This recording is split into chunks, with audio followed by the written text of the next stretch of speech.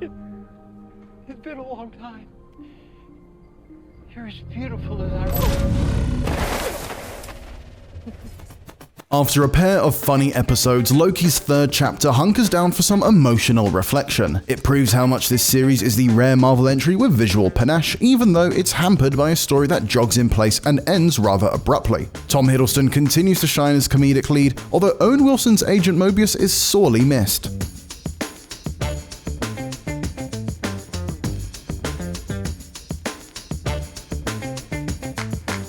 The opening scene doubles back to show us how Sophia DiMartino's Loki variant, aka Sylvie, extracted information about the Timekeepers from Sasha Lane's Hunter C-20. As Sylvie explains to Loki later in the episode, her mind control illusion involves slipping into a subject's memory. This introduction serves a key purpose in the episode and adds an eeriness to scenes of character exposition. As Loki and Sylvie make their way across a doomed planet, they reveal things about themselves to one another, but they're also both tricksters with their own agendas. Loki wants to learn more about Sylvie's powers after she tries and fails to enchant him, and while Sylvie's intentions aren't explicit, it seems like her attempts to get Loki to open up are less about making a connection and more about finding ways to invade his memories. The episode kicks off with an action scene back at the TVA, which initially falls into Marvel's usual trap of second unit fight sequences shot without much care for clarity and story. However, director Kate Herron's penchant for revealing characters through movement eventually shined through when Loki catches up to Sylvie. Their fight is more of a careful dance than the usual Marvel punch fest. It's immediately intriguing, thanks in no small part to Natalie Holt's alluring score.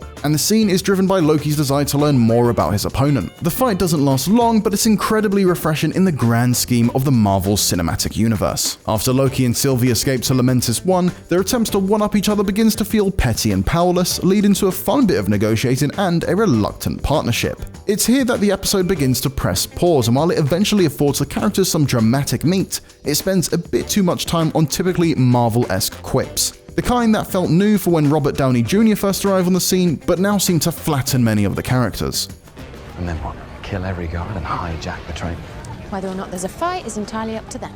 However, once Loki and Sylvie con their way onto a train, they're able to share a few quiet moments, revealing their personal and romantic pitfalls of their chaotic lives. Disney also finally pulls the trigger on making one of their major characters explicitly queer, with Loki mentioning his past involvement with both princes and princesses. It's a nice moment, even though the scene quickly moves on from it.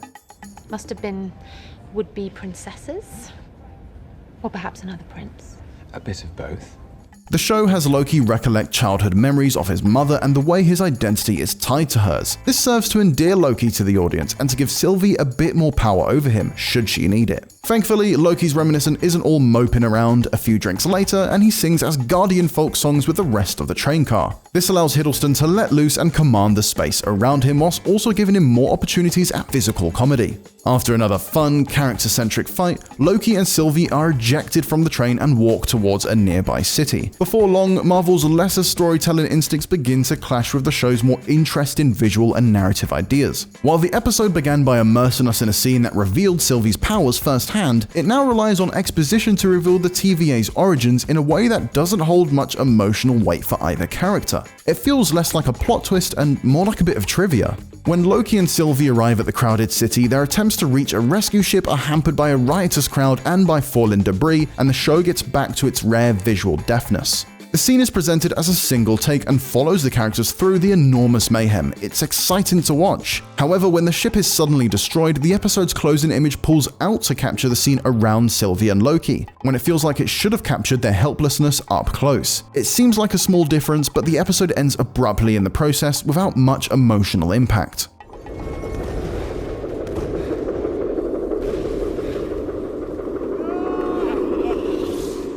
The final scene also features the strange note of Loki's concern for civilians, which doesn't gel well with this version of the character, a villain who was plucked out of the Avengers and who hasn't gone through the same changes as the original Loki. Hiddleston is a great performer, and Loki doesn't need to be a typical good guy to be interesting, even though Marvel insists on making him one. If any Marvel production ought to let loose, it's this one, especially now that the multiverse exists. Episode 3 is a decent entry, but it feels like the show's creativity is being held back by Marvel's production machine, which prioritizes exposition and formula over immersion and possibility.